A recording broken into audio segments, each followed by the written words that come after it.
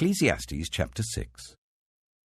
I have seen another evil under the sun, and it weighs heavily on mankind. God gives some people wealth, possessions, and honor, so that they lack nothing their hearts desire. But God does not grant them the ability to enjoy them, and strangers enjoy them instead. This is meaningless, a grievous evil.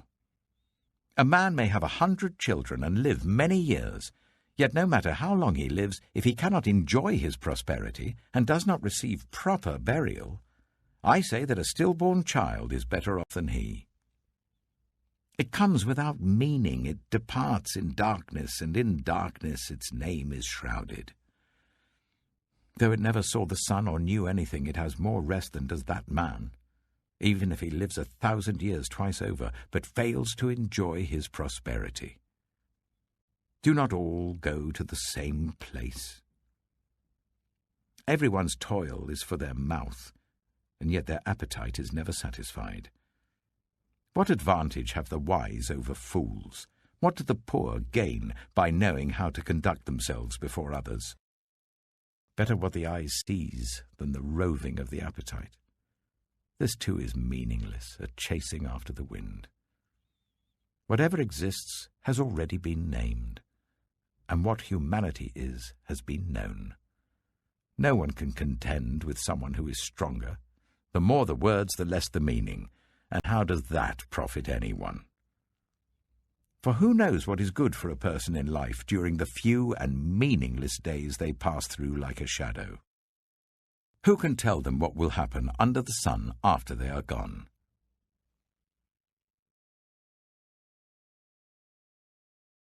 Ecclesiastes chapter 7.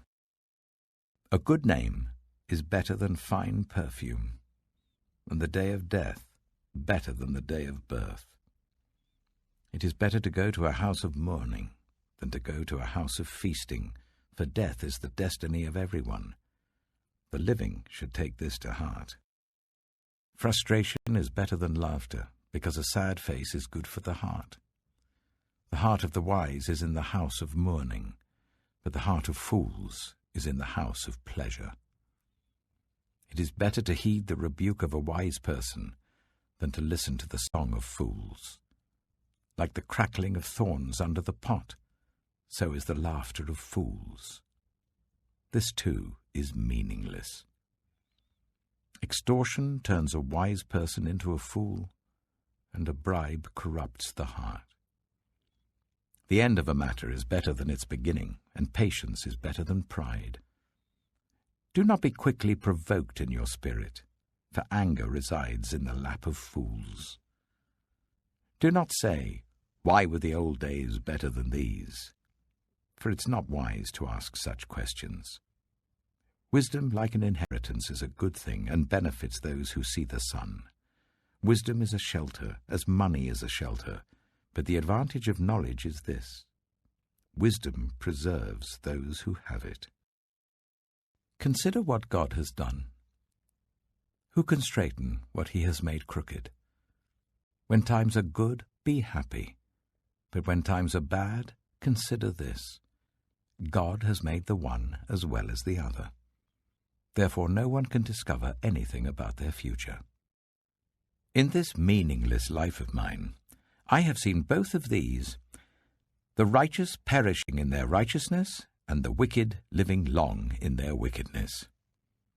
Do not be over-righteous, neither be over-wise. Why destroy yourself? Do not be over-wicked, and do not be a fool. Why die before your time? It is good to grasp the one and not let go of the other. Whoever fears God will avoid all extremes. Wisdom makes one wise person more powerful than 10 rulers in a city. Indeed, there is no one on earth who is righteous, no one who does what is right and never sins. Do not pay attention to every word people say, or you may hear your servant cursing you. For you know in your heart that many times you yourself have cursed others. All this I tested by wisdom, and I said, I am determined to be wise, but this was beyond me. Whatever exists is far off and most profound. Who can discover it? So I turned my mind to understand, to investigate, and to search out wisdom and the scheme of things, and to understand the stupidity of wickedness and the madness of folly. I find more bitter than death the woman who is a snare, whose heart is a trap and whose hands are chains. The man who pleases God will escape her, but the sinner she will ensnare. Look, says the teacher, this is what I have discovered. Adding one thing to another to discover the scheme of things, while I was still searching but not finding, I found one upright man among 1,000, but not one upright woman among them all. This only have I found. God created mankind upright, but they have gone in search of many schemes.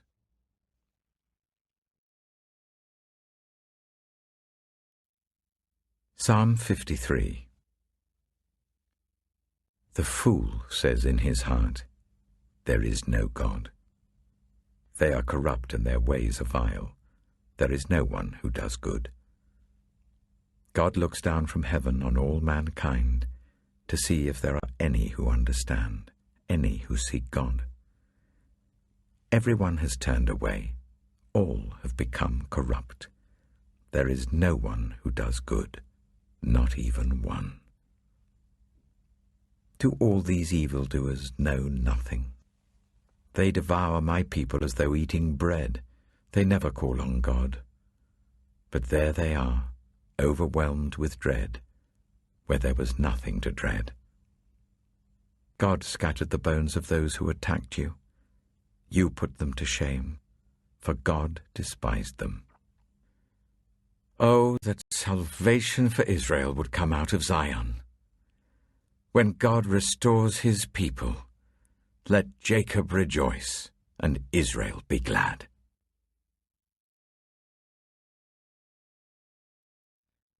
Proverbs chapter 2.